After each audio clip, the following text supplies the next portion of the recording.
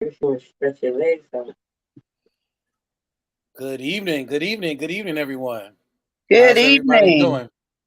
We lost, we Um, lost, we lost one of one of our hosts already. Well, that's not a surprise. uh, good evening, folks. Welcome to another rendition of Frontline News, where we bring you news from around urban America and beyond. Well, news and conversation from urban America and beyond. And good evening. I am joined, as always, uh, with my lovely co-host this evening, starting. I almost feel like the Brady Bunch tiles sometimes when we come on here. It's like, Here's a here's story. Lori. We missing some towels. Frontline news. Yeah, we need, yeah. And again, if y'all want to join us, y'all could join in. I'll share the link in a minute because we could make this the Brady Bunch and have Alice somewhere in the middle and That's the way. Marsha. Frontline news. We don't own the There you rights go. to that music. We don't own the rights to that. We Yeah, don't. We yeah, don't. We don't. definitely plagiarizing. So much going on in the city. I thought that tonight I would go through some of the stories actually here in Baltimore. There's so much going on in Baltimore, and I'm gonna kind of go through them, and we'll set the clock for about 5 minutes and kind of go through each one of these stories. There's so much going on, and when I start dropping some of these stories, y'all gonna be like, "Wow!"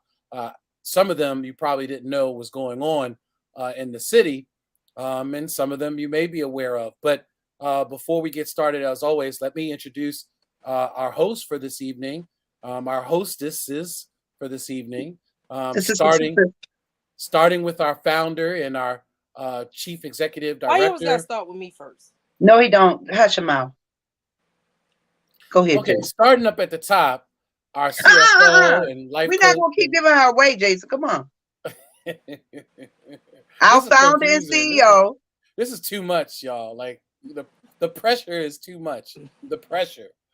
All right. Well, starting with our founder and executive director of People Empowered by the Struggle, former mayoral candidate for Baltimore City, and soon to be a candidate for Baltimore City during the next mayoral cycle coming up, Yolanda Pulley. And the crowd goes Oh, we wild. got to. Oh, I'm sorry. You know what? I got to prepare better than this. I'm gonna have the sound effects. I promise you the next time. Okay. The crowd goes wild. Yay! That's why you make your own cheer. Make your own noise. Go on. My biggest cheerleader is me. Wow.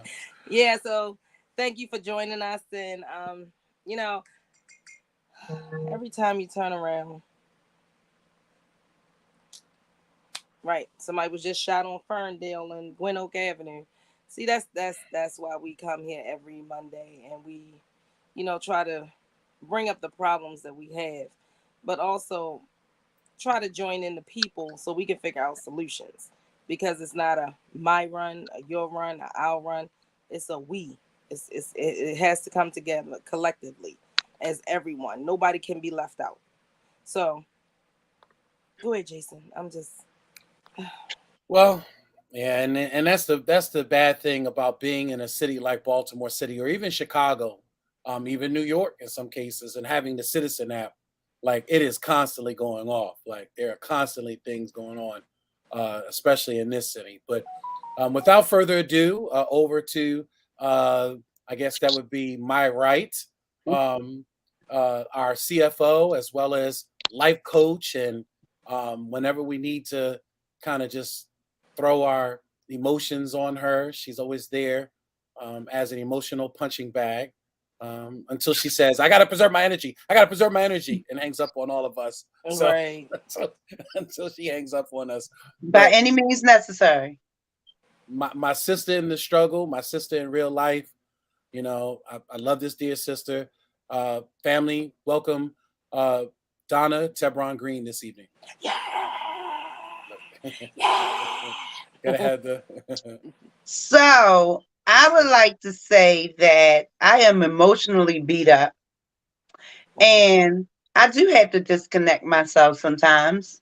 And I keep telling you guys that you have to do that as well because with me learning this path of enlightenment and like not to take it all on. It's like we're taking it all on. And if we don't disconnect sometimes, just like you said, the citizen app is always going off. And, we're always getting phone calls for the call of help. And, if we don't find a time, and I get it, 24/7, 7 days a week.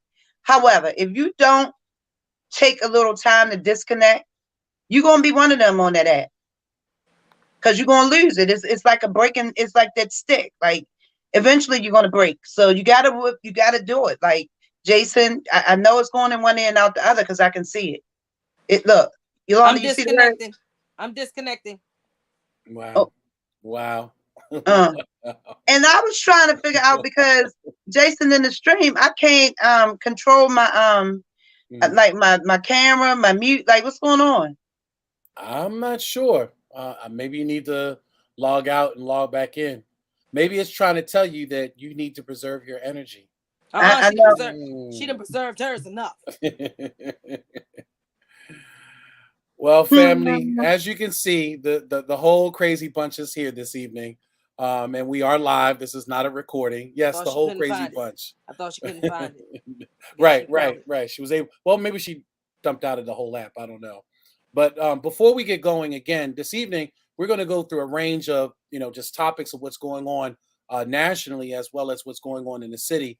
And we'd love for you to chime in on many of the different issues that are going on around the city and around the country. But before we get started, of course, as always, we have a little housekeeping to do. We want to just let everyone know that this is being brought to you by blackusa.news and the whole Be More News team. Be More News team, got to say thank you to Donnie Glover for providing this platform for us.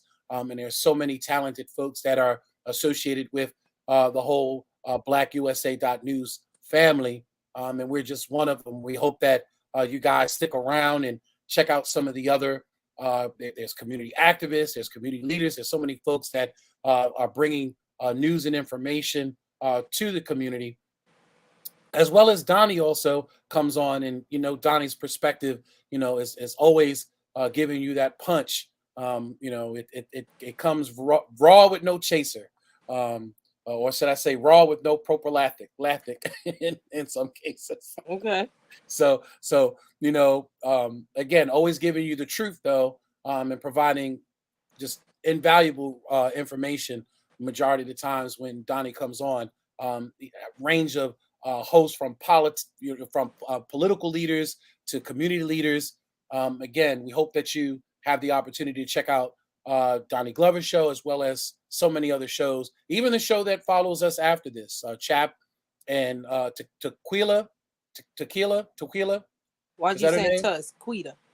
Oh, Quita. No, I thought it was Quila. She gonna kill me about messing her name up. I said Quita. That's why I call her Quesadilla. Add Donna in. But again, we hope that you stay around to be able to check out some of the other programs here on blackusa.news. And I apologize. I'm sitting here trying to pull up our information as well at the same time. Don't forget that we are a part of People Empowered by the Struggle. We are a one-stop shop for all struggles, no matter whether you're dealing with domestic violence, whether you're dealing with you need a life coach, maybe you are possibly looking at wanting to seek mental health, but just really need someone to tell you what your options are. Definitely reach out to us. Again, we are one-stop shop for all struggles. We are available 24 hours a day. It seems like we don't sleep for anybody. I mean, we're always up for some reason when the call comes through, even at 3, 4 in the morning. So again, reach out to us. And I think it's so important to understand that you don't have to deal with the journeys in life by yourself. There are folks that are just like you, that have dealt with struggles, that have dealt with everything from addiction, homelessness, being institutionalized. We've been through it all. And in order to understand the people, like our founder says, you have to be one of the people. So we understand what it is to struggle, especially in a city like Baltimore, and especially in this dog eat dog world. So reach out to us. Don't handle your struggles alone. There are folks that are here that are willing to help you navigate through whatever your struggles in life may be. And I think that's what's important, is that you do reach out for help, that you don't just sit on the sidelines and wait till your condition falls, to the wayside. And unfortunately, you can't do anything at that time. Reach out to us. Let us help you navigate through your struggles. If you need us, just give us a call, 443-355-8014. Again, that is 24 hours a day. Or if you like, you can give us an email. We'd love to hear from you. Let us know what you think about the program. Maybe you have some topics in discussion. Maybe you'd like to be a guest on our show. Reach out to us. Again, you can reach out to us at pebts.org@gmail.com. And don't forget to visit our website. You can see some of the things that we do out in the community, as well as you also have the opportunity to donate, because we are a 501c3 organization. That currently we don't get any grants or fundings. We don't get anything from the city. Everything that we do is out of pocket. And we do have some folks that from time to time will help us and donate to us. And we appreciate all of our donors. Plus, I got a lovely gift. PEBTS got a lovely gift this weekend. I totally forgot to thank our listener and follower online as well as on the radio for the beautiful gift that they gave us. And again, we are, looking for donations. If you'd love to be able to help us, it doesn't matter how big, how small. We love the big donations if you can give them. But again, even a few dollars helps us to be able to get gas, to be able to get out to these urgent calls. And 501(c)(3). It is tax deductible. Just let me know. If you donate it, I will make sure that you get a receipt sent out to you so that you can put it in your taxes. So, and there goes the Citizen app going off again in the background. But so much going on in the city, guys. And I thought that we would start by, I don't know if you heard this. I'm pretty sure you'd have to be in a box somewhere. Another mass shooting again breaks out in Texas. And it turns out that Texas actually is the leader in reference to mass shootings this year so far. Now, their particular, what they call their Congress and their government is rushing to try to pass some gun reform bills. But, this is starting to become norm around the country. And they say that it may be, related to some homegrown domestic terrorism that is going on around the country. What do you guys think about all these mass shootings? I think mental illness is real. And at post-COVID, like mental illness was extremely real pre-COVID. But post-COVID, you had a lot of people lose a lot of people. Their matriarchs gone, their go-to gone, the elderly person that they looked up to, that they talked to, that kept them straight, kept their head together. A lot of churches have closed. It's a lot of war within our own government. So I feel like it's that stick. Click. Yeah. You have more sticks breaking now. Yeah. Yolanda? Well, she took the words right out of my mouth. Our conversation on, Patrick Henderson Meet the People today, I said the church failed the people, especially during the pandemic. They was not there for anyone. So when people needed their pastors or their ministers or their priests to go to, they had no one. So they totally abandoned people. They totally abandoned the neighborhoods and the communities. And it left a lot of people feeling a certain kind of way. And just like she said, we lost a lot of people from COVID, not only from COVID, shootings that was going on during COVID. It was a lot. It was a lot. So yeah, it's going to take a while to recover from this.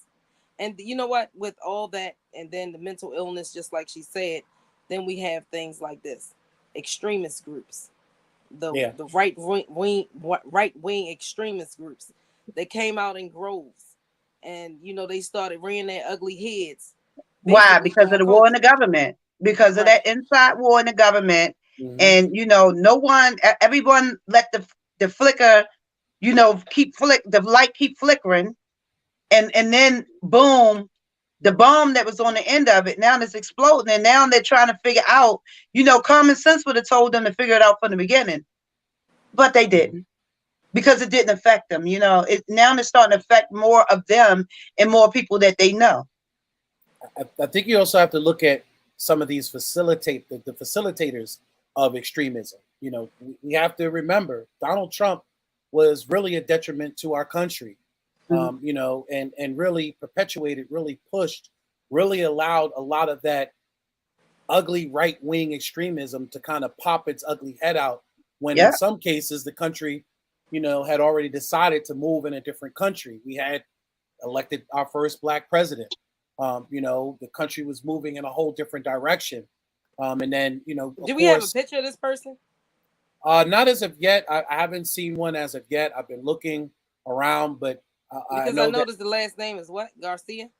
Yeah, and they were saying that he was terminated, it says here, by the Army after 3 months. But again, this is the we're seeing the ugly head of extremism. We all know what happened, January 6th and the insurrection that took place, in this country, which was embarrassing. If anything, these so-called right, wing extremists that want to consider themselves to be patriots, in many cases, it's embarrassing to the world to see, that we still have this ugly history in this country when everybody else, again, is moving forward. And I think in some cases, their right-wing agenda is not winning, because every time that they have these type of shootings, the country comes together even stronger. There's even a bigger movement and even a bigger push to try to, do things that will combat these extremists. Like, for instance, out of these mass shootings, we finally got in a lot of states red flag laws to where now you can report people. They are still some loopholes that need to be figured out. Especially a lot of these folks are still getting access to guns that we know have mental health related issues, and that shouldn't be.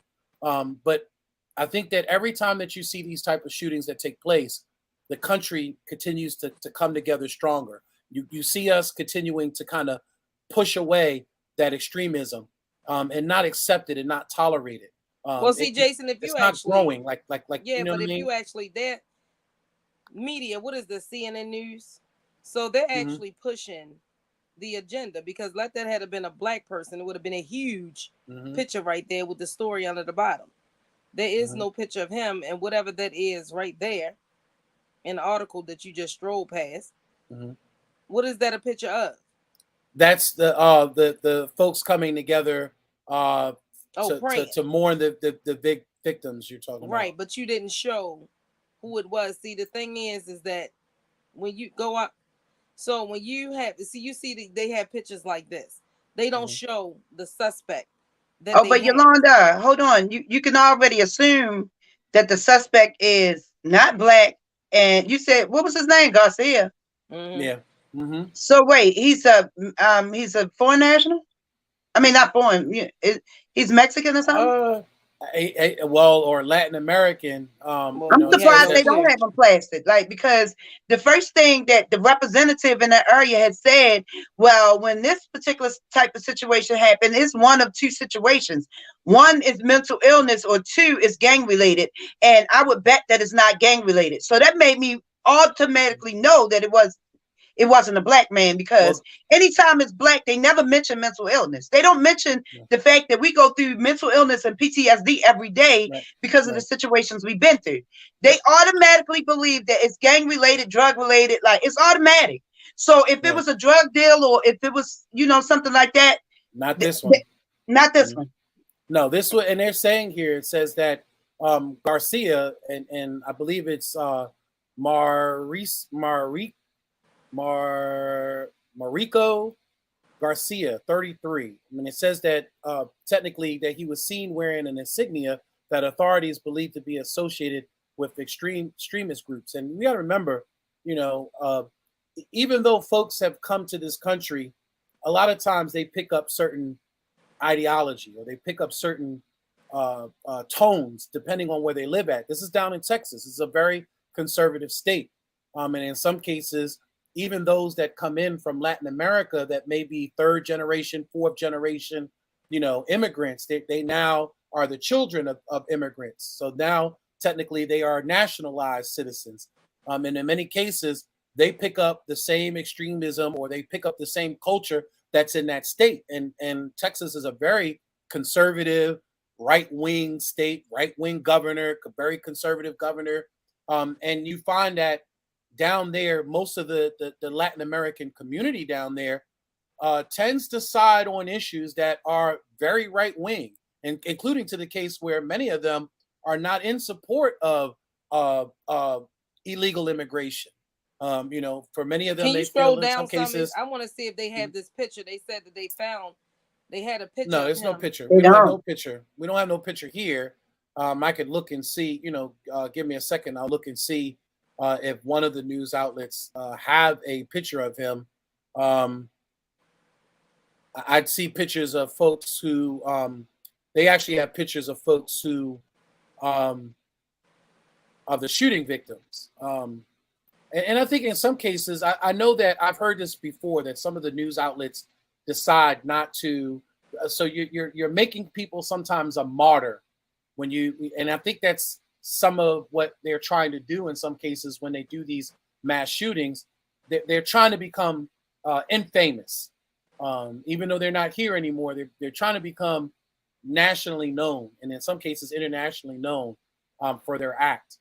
We don't want to make them martyrs, and I think in some cases, a lot of the news agencies have decided. Oh, you mean you're talking about the shooter? Yeah, the shooter. Yeah, for many. Oh, of yeah. them, I don't believe you should show any of their face, because a lot of times that's what they're looking for. But then the fact that we feel targeted when you show our face and don't show their face. We're being So mocked. either you show everybody's or you don't show anyone's. Right. Well, and that's Totally funny that agreed. and that's funny that you say that in reference to shootings, because of course in our community we're done a lot different. Of course, when it comes down to shootings in our community, many times we actually are showcased when it comes to shooting, and I think in some And cases it's innocent rightfully before be. proven guilty. Right. However, we're guilty if you plaster me and say that, like you're guilty. You're guilty until you prove yourself innocent. In our case. Right. Yolanda, that's the little kid I was talking about. That's Yeah, B's I know son. they had a field day with him online. Yeah, on Murder Inc. Of course, the shooter coming back home locally in reference to shootings, coming back home locally. Of course, the shooter of the T-Mobile worker in Canton was caught. I believe on Friday, correct? Yeah, he was caught, and his 14-year-old brother was caught. Right. Oh, they was brothers? Yeah. Yep. Yeah. Now the family has come out and said that the juvenile justice system has failed them, this is something that Yolanda has talked about in both sides. So, and that's the part that I live myself. I get it, and it's disgusting to know 20 years later, and I'm sure, like with us, it wasn't as we didn't play with our parents as bad. Like we didn't because our parents didn't go by, oh, you on. We knew not to call them police. We knew the situation that if the police came, we would rather go with the police than stay home, because we didn't call the police on one of our parents. Like that was a no-go for us. Like, even through their struggles with addictions, we knew what to play with them on. We knew it. Yes, sir. What I find interesting about this whole case is that there's a failure, like the family has identified, and even Yolanda has identified this. I'm going to put this out there, of the juvenile justice system. On one hand, you have those that are going out and are victimizing the community, like in the particular case of this young T-Mobile worker. But you also have some cases, those who are part of the juvenile justice system becoming victims themselves of shootings and homicides, because we know that several of the young men, and we work with their families, were actually on home monitor under the juvenile justice system when and this little boy they became victims. Yeah, but this little boy right here and his brother was actually predators of the criminal justice system who used it and kept getting out and kept doing dumb stuff. If I'm not mistaken, they actually did a crime up in New Jersey or somewhere. How did they get there? How did they get there? Yolanda, you ain't just asked that. I mean, no, I'm like, just saying. if you can Yolanda, steal this a ain't car just and get start around in because he Maryland, you turned. can steal a car and get around on the highway. Yeah, Right. but see, the thing is, Donna, with all these things that they can run scanners and do this, that, and the third with, how was it? Wait a minute, hold up, accuser, according to the sources. How are you just gonna stop and just read? Like, Because you shouldn't have pulled that. This My is for the ADHD audience, kicked in. not so much for you. This is for the audience. Yeah, the but audience it was something that I was looking for that I was talking about. Mm-hmm. But you slowing up the. Go ahead, y'all can keep talking. Because For you to read slow. What was you saying, Jason? He was under the supervision of the Department of Juvenile Justice. Again, correct. Another one under the juvenile justice on the other side, still failed by the system. Yolanda, because it's set up that way. It's set up that way. It's set up for them to die on the street. Well, here's the $100,000 question that I always pose. All right. So according to the family, they say criminals shouldn't be on the streets. But I always say to you, especially when it comes to our youth, how long should they be incarcerated for? Because we know, again, they have this TV show about the prisons. And in the beginning of the prisons, beginning of this show, I think it comes on Discovery Channel. And when they lock up, and one of the intros of lockup, the guy says, "Man, if you just spend 3 months in a full correctional facility, the way they're ran currently, like mental illness becomes real."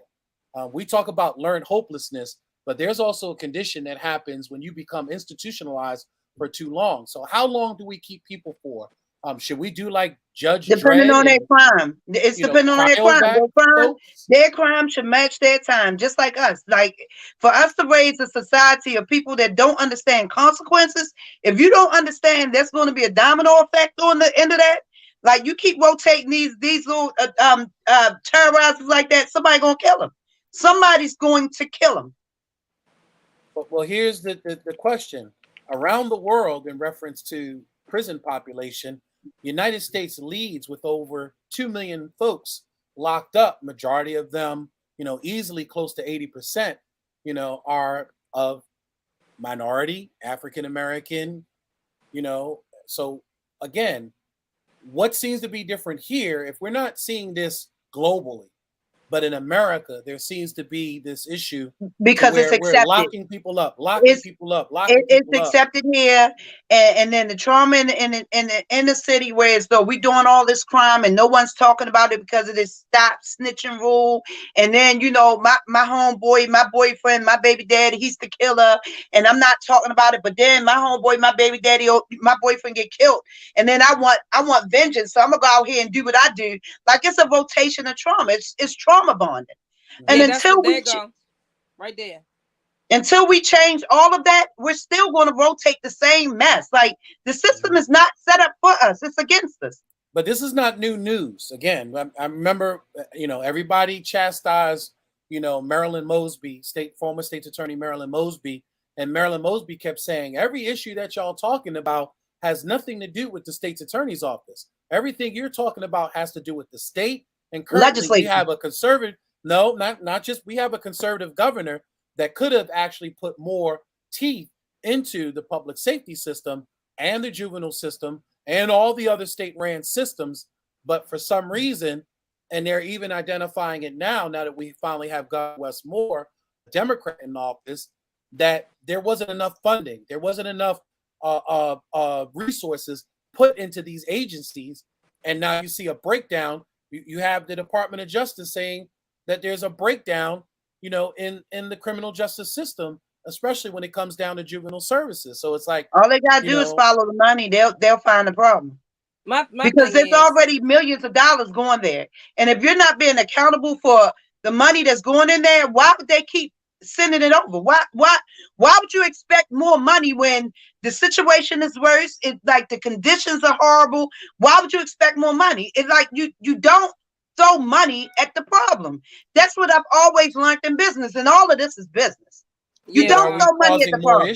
Are we causing more issues because there is a breakdown? We're causing public safety issues because there's a breakdown somewhere. You say that there's enough money being poured into it, but I just heard someone on the news just today was saying that, you know, the system is broken. There's not enough officers. There's not enough public safety. It's not because there's no money. It's because nobody are joining these institutions anymore. So can I ask you a question though?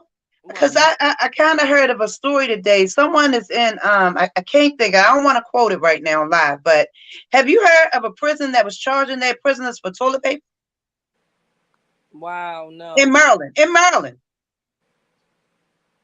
No, can you find that article and send it to me? Here's what it's not an article. It's somebody, the lady, like her son is incarcerated, and where they sent them at, he has to pay for toilet paper. Well, they have to buy it off their commissary. I know that. Why you buy? We didn't have to buy toilet paper on our commissary. I have no clue. Why? Yo, like, so if I don't have commissary money, because it's a lot of indigenous people. I'm lying. I'm lying. It wasn't toilet paper. That's one thing they will give you. They gave you toilet paper. They gave you cheap toilet paper. They gave you cheap soap. Like if you wanted anything else, you had to buy it. But right. So toilet paper. If I don't have the money for toilet paper, what am I going to do? Yeah. Right. Do you know who that person was? Were they in Maryland or Baltimore City? Or... No, they are in Maryland, and I'm gonna let you know as soon as we get off because I'm gonna text his mother. Okay, so I'm looking at right here. They said that the brothers did a robbery hours before the shooting. Yeah, I'm sharing that right now. So if they did this hours before the murder, if you knew that they did it, how wasn't they caught? How you know they might have figured it out from crime scene. What's the name? Well, it's right, connected to a New Jersey it's kind of hard. Hours before. Yeah, of course they're gonna connect it after the fact that they probably was looking for him. I don't know. No, it's kind of hard, and there were so many different posts in Murder Inc. in reference to this young man because of his size. It's kind of hard not distinguish someone that looks like an elfkin out of the Keebler elf tree. And that's what everybody kept saying. Donna, one comment. I think it's all the way sad all the way around. The guy should not have lost his life due to idiots. But them going on him and on him, that's on him. And one guy said, if I get robbed by a midget like that, then I'm lying when I'm going to heaven. You what? He's lying when he going to heaven. When he go to heaven. He ain't gonna tell God that he's up here in heaven because of. And for us to try to find humor in that, and somebody did, like, it's crazy. Oh, they were getting in on this young man. That's because they used to trauma. Like, ain't nobody stop and think, damn, that's fucked up. Oh, excuse me. Oh, no. Right. The life coach is getting angry. Right. Ain't nobody stop and think that's messed up. Like, thank God somebody might get close. Yeah. But again, is there a breakdown? He had no business taking that boy life over some cell phones that you can't even use. That those cell phones are tracked in inventory. And not to mention, Donna, like the ones that sit on display, which ones did you like? The biggest dummy in the world would only go into a T-Mobile store talking about robbing when none of them are activated. This is not back in I'm going to put this out there. They are activated. I'm going to put this out there so that folks understand, though. They are all loaded. Demo phones are all loaded with a software that basically makes them demo phones. They are not fully functional. They will run certain apps. They will do certain things, but they are not fully functional. And because they are issued as demo phones, they are very much tracked. We had a situation at a Metro PCS where they actually stole the demo phones, and they were going around doing that to multiple cell phone stores. And the authorities were able to track the phones back because the GPS did work on the phones. They are iPhones, and they were using them, and they were able to track the phones back to a location where they found a whole bunch of these types of phones that were stolen at this one particular resident, and they locked them up. So you'd have better luck trying to grab somebody's phone from out of the street than you would to try to steal a demo phone out of a cell phone store because of how they're inventoried and tracked by the manufacturer. Yeah, any smartphone, I don't even understand why they don't understand the towers tell on them. Like, I don't get it. Like, we don't have the smartest bulbs in the pack out here. I don't understand it. You got to blame that, towards the educational system in our city. No, we blame that everybody in Baltimore who grew up in Baltimore, who was born in Baltimore, who went to Baltimore City schools, who went to Park and Recreation, who did anything, drank that water, bathed in it, Wow. sat Wow. in it, swimmed in it. Yeah. We all are lead babies. Every last one of us are lead babies. And we done passed lead on to our children, which now, you know, they got, since they started doing it themselves, they became super lead babies. Those super lead babies then made other babies. So this is a generational curse. You know, we all went to those parks. We all drank out of those fountains. We all jumped in Drew Hill Lake, the park. We all went to Cherry Hill Park, swimming pools. So I mean, we're born lead babies, and anybody want to deny that fact, something wrong with you. I don't have no lead. You super lead. But again, what do we do about this situation? Again, is the key. I think that we'd end up losing generations if we take children and we just and young adults and just start locking them up. How long do we lock them up for? I said this. Do we take in, So do we lock them up, or do we continue to let them die on the street? Because what's going to happen on the street? They don't get the same grace on the street as they do in the court system. Yeah, and another thing is, you for me, you shoot at me, like you're going to bump into the right one, which is going to be the wrong one for you. Like, so do you prefer for them to be judged and juried on the street? Because that's what's going to happen. That's what I said. I would rather for mine to be judged by 6 than carried by. I'm judged by 12 than carried by 6. Because that's what's going to happen. It's a pattern. But that's what I'm scared of, though. But this year we have over 100 and something survivors already of a shooting. Of shootings, right? Mm-hmm. So who those 100 and something people become? They become traumatized, super traumatized, PTSD, want to carry a gun, want to protect themselves, want to overprotect the family, so those are now the potential shooter. Exactly. But see, I keep telling y'all, I picture this time. Like, I look at these movies, and sometimes they say there's truth and reality in these movies. Like, I look at movies like Judge Dredd and some of these movies. Do we start cryovacuuming people and just say, well, you're no good, so we're just going to pack you up? Well, Jason, if you commit murder, so do we pat them on their hand and their fanny butt and send them on their way until they're dead? I think there's a failure here somewhere that needs to be picked up way earlier than after they get into the juvenile justice system. And I think that's where the failure is. We know that's where our boarding school coming in. Well, I told Yolanda, I said, that's where all this statistical data that's gathered in our community. We know when, so they say that, prisons are decided how much resources are needed based on fifth grade test scores. When they know that there's a huge amount of, fifth graders and fourth graders aren't doing well in school, that the history shows. Actually, it's the third. Whatever grade it is. But again, if you're tracking it at that level, and we know the school to prison pipeline, then there has to be a valve way before it gets to the prison that separates the school to prison, and you turn that valve and you stop that valve, you close it off. There has to be a way to close that valve off. PBTS Leadership Academy. Yeah, but it's also called I like parents. The name of that. I really do. It gives me goosebumps. It just came to me. It's like Jason. It's like write that down, Yolanda. Right, you gotta write that one down. That was good. What I say? PEBTS Leadership Academy. Ooh, wait a minute. Yeah, that's our boarding school. And see, we have some things that are, hopefully we're working on to come online, and especially if you really support Yolanda Pulley and her run for mayor, there's things that we're going to be looking at to try to nip this before it gets to this level, before we have it to where someone is losing their life, because of a young man that obviously is lost, or a young boy, I should say, because he has yet to understand what being a man is. He's going to learn really fast and really hard in prison. But we have to nip this earlier. We can't keep losing generations. Yeah, but even still, Jason. And you know where they messed up at, Yolanda? I'm so sorry. I'm so sorry to cut you off, but they messed up because they went outside of Maryland. They got to understand.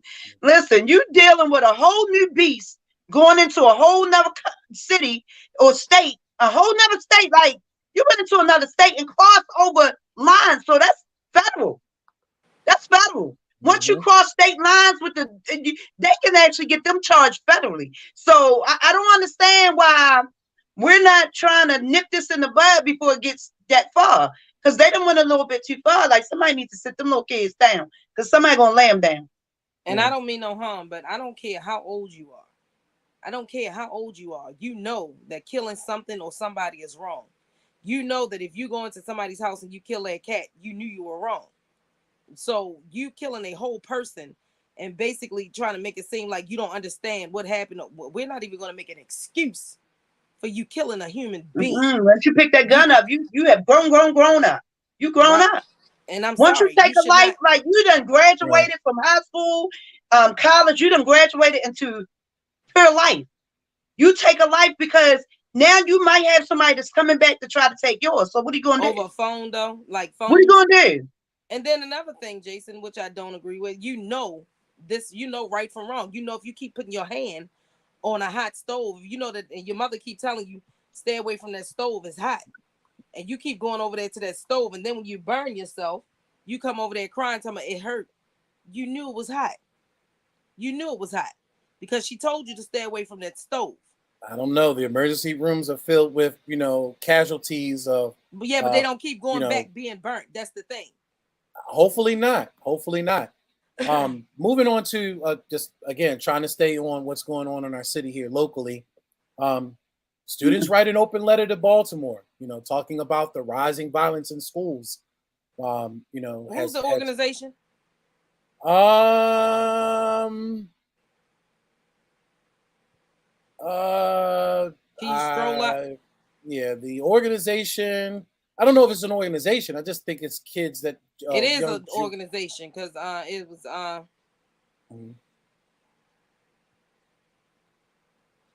because the one who wrote all the letters and sent over 300 plus letters was Level Up. Well, we may know the organization that was behind it, but again, I mean, in all credit to Level Up, and we happen to know who Level Up is, but I think that the main message is the message that the children are. But guess what the sending. response was? What was that? They got none. Right. Well, it says here that an unsettling wave of violence has impacted many, and often including people, one might not expect. And of course, we're talking about our children.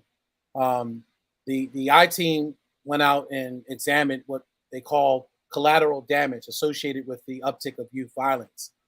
As of Monday afternoon, 10 juveniles this year so far have been killed in Baltimore City, compared to 8 last year. And non-fatal shootings of juveniles are significantly up, with 33 this year compared to 20 last year. The students, came together to collectively submit letters because not only are they seeing, the incidences, because a lot of these incidences are happening right around schools, or right around the areas of schools, but also they're seeing in the schools itself. One thing that they didn't point out in this article that I don't see anywhere is that the number of guns that have been confiscated and weapons that have been confiscated this year in schools, which I don't know if it's necessarily up versus last year, but I know that it's alarming. Especially, we had an opportunity to speak to Clyde Boatwright in reference to this matter, and I know that Clyde Boatwright had expressed that this year seemed to be more off the hook than anything. What do you guys attribute some of this to? Do you think that some of this has to do with, coming out of COVID and folks were being kind of antisocial and, there were some adjustments as far as social behavior was concerned? This has nothing to do with COVID. It had everything to do with that uprising that hit them streets a couple of years ago back in 2015 when it was when it was the death of Freddie Gray. And they gave these people a pass. They gave these children a pass to do what they wanted to do in these streets, and then they relaxed. They relaxed a lot of restrictions. They was out there because they made excuses for them. This was way before the pandemic when we lost control of those children out here in these streets. So no, it had nothing to do with COVID, and I wish people stopped using, because them children, nobody stayed in the house. Nobody was in the house. So please, including that parent. Right, nobody was in the house. Jason, you knew, and not even at work, including that. I don't know. I have to. I'm not leaning 100% on the pandemic, but I have to say that I have seen a lot of social disconnection. Our children struggling to try to get back socially. No, they wasn't. They was already beefing. They was beefing online during COVID. They were still meeting up. Yeah, down but it's the harbor. different beefing online and beefing in But school. it's the same thing that they've been doing. Like I said, they just became relaxed with their stuff. Donna, how many times we go out there and deliver food and outside was full? Outside was always full. Exactly. Remember So that we from Baltimore, B? Like, we ain't got to go in the house. All the ignorance, like, I don't understand it. But clearly, their life was, they was okay with maybe possibly losing their life behind a health situation. right. So A pandemic. basically, right. So basically, you know, these white people that failed the system want to blame it on COVID. It had nothing to do with COVID. You had already failed it. I didn't say the whole thing was COVID. I just said that there That's has a part been of it. some. I've seen it. I've seen it in a bunch of children where, again, it seems to be a different social behavior. Yeah, for coming those from of us them who kept our children in the house to post-pandemic. keep them safe. Yeah. Yolanda, but it's still a part of it. It's still a part of it because it's still that anxiety after the fact. There's a lot of anger because us as Black people, and I say us as Black people because I don't know a whole bunch of other communities. I know us. And we've never been taught how to feel because certain feelings it shows weakness, and we've never learned how to process our feelings. Stop that crying. Yeah, like you acting like a faggot, or right. or you like you know, sissy. like stop acting like that. You like you know. So we literally, we throw everything on the side, and then when you're dealing with back-to-back deaths, like we said, we had the COVID, we had murders, we had like we just had a whole lot of things that just fell apart all at once, where nobody could understand what was going on, and people still trying to figure it out. But the one thing we knew is how to protect ourselves, right? Or so we thought. And we took the only way that we knew to protect ourselves because we've been told that everybody is against the Black people. So you better be ready when it comes. You know, we ready, but unfortunately, we didn't open up war on our own people. We created the monsters that we don't want to, we didn't want to see. Our communities, our leadership, we created them. We created what we don't want to see. And guess what? This is the birth of this is the fruits of your labor. Yeah, all of ours. Well, this is we all have all of our labor. Yeah, we all have a shared responsibility in this. I agree. Yeah, because like you know, and all these years that you know, if it didn't affect us, we didn't say anything, or you know, I'm a mind my business, or you know, all of that contributes to, you know, just like Yolanda says, silence is consent. Like all of us have consented to all of this, so we can't put the finger at nobody else. Like we're all a part of it. It's all of us, everybody that didn't say anything, everybody that knew somebody in their family that did something, that didn't call the police, even when the police knocked on the door, when something happened right outside their door, and they said, oh, I didn't see anything, I'm gonna mind my business, I'm gonna let them do their job, let them do their work. But when something happened to our family, we want answers. It's like, you know, we can't have it both ways. We can't. Yeah. We cannot. And we got to get over that trauma, thinking that it's going to just change all of a sudden. It's not. Like, this is literally the domino effect. Like, the dominoes is falling, and it's going to fall until they hits the end. Because who's going to catch it? Yeah. Before we get off, I want to talk about the Catholic churches before we leave. All right. Well, give me 1 second, because I'm going to bring up the next one. The next story, of course, is Baltimore City Health Department announces a dashboard to track opioid overdoses, which I feel is way overdue. And I think in some cases, this dashboard is going to be just as reflective as the homicide dashboard. Everybody that knows the Baltimore Sun homicide tracking website, where you're going to see, again, another black butterfly pattern. What do you guys think of this new dashboard to track opioids? I think it's depending on who's contributing to the information that we're seeing.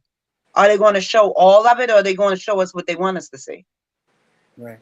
Well, I think they have no other choice to show just like the homicides. When something's reported, they're going to report the opioid overdoses on a dashboard, or either by number. I'd like to see it by map, because again, I'm pretty sure that it's going to match up with the homicide map, and it's going to be another black butterfly. I don't know, Jason. I don't know. I don't know, because this county I'm in, I've never, like, when I literally, because of where I'm at now, with where I'm employed, it's a mess out here. And if you drove by, you rode through, you would never think the amount of addictions in this area. Like I literally think that it's not going to be what we think. That's why they're trying to show it, because now it's affecting a lot more in their area. Yep. Right. And Well, another It didn't bother them when our parents was ODing and dropping off the map. They didn't want to keep track of that. Now, now their kids, grandkids, that all of that. The friends, now they're dying. Now, oh wow, oh, it's a problem. It's been a problem since what, the 70s and 80s for us.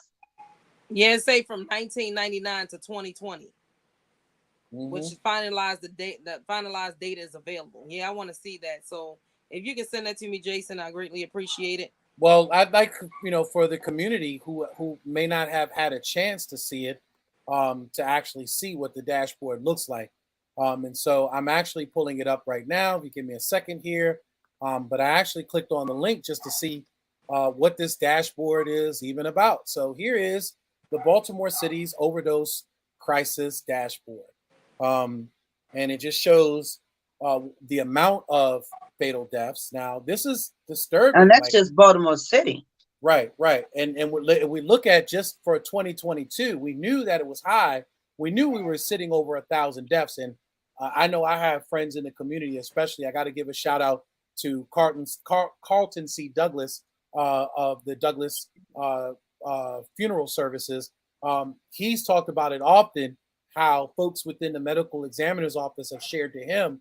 We talk about the homicides all the time, but they were talking about, as of no more than several years ago, when he would go to, pick up the bodies from the morgue, that there were thousands of opioid deaths. Now we see what the true numbers are. And I'm hoping that in some cases, this sounds off the alarms. We're talking about 2,700 deaths in 2022. No, suspected non-fatal overdoses. They say suspected. And the thing is, here's the thing. How many were fatal though? Right. Well, stroll back the other way. Are they tracking that?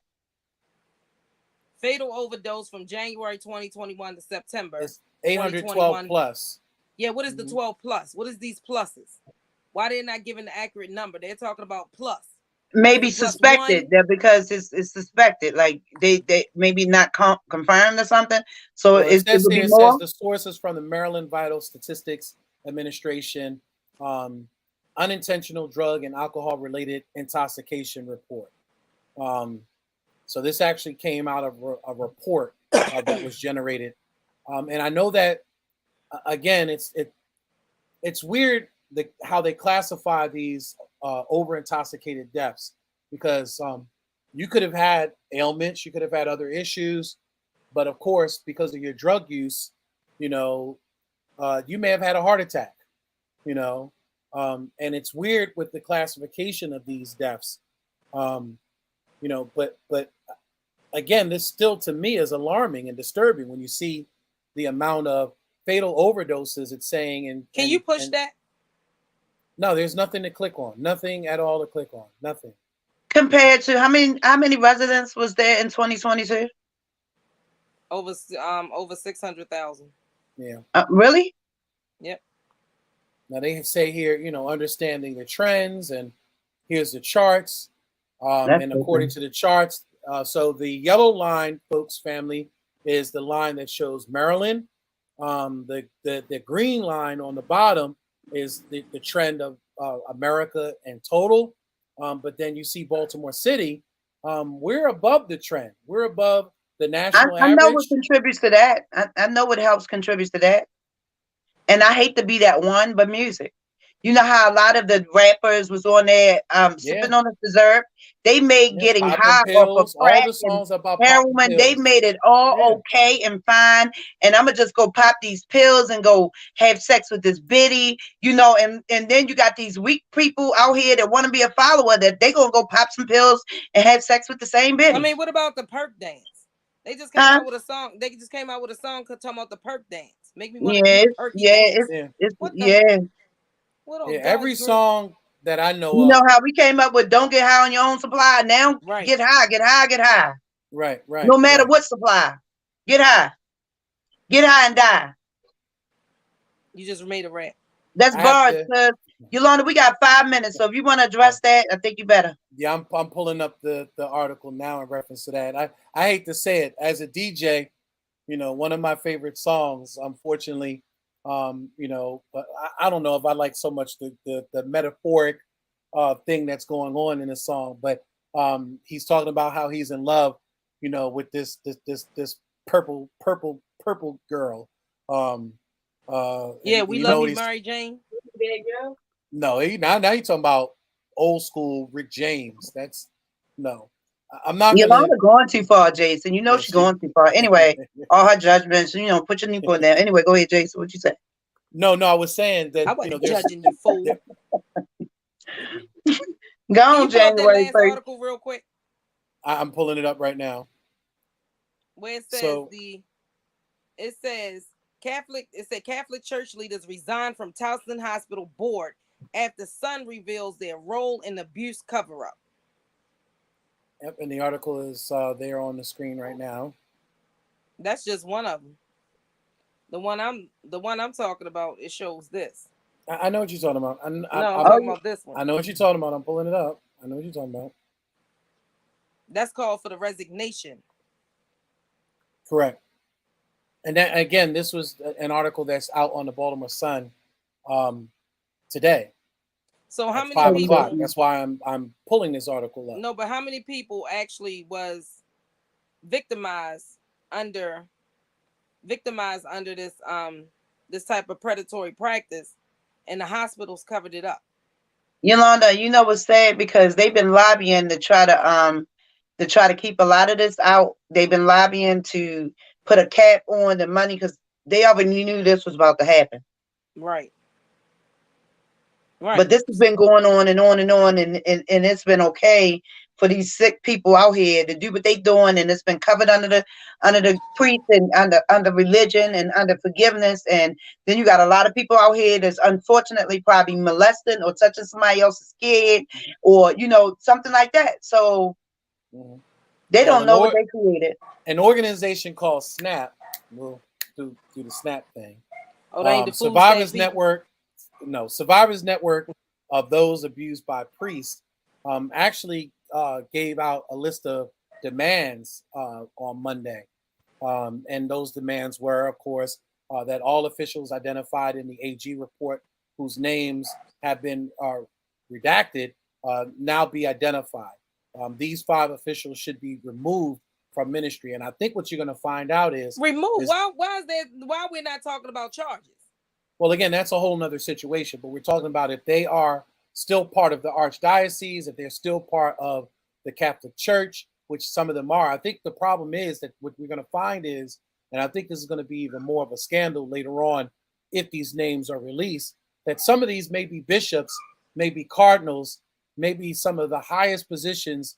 But they said, that's why they covered it up, because it is high up in.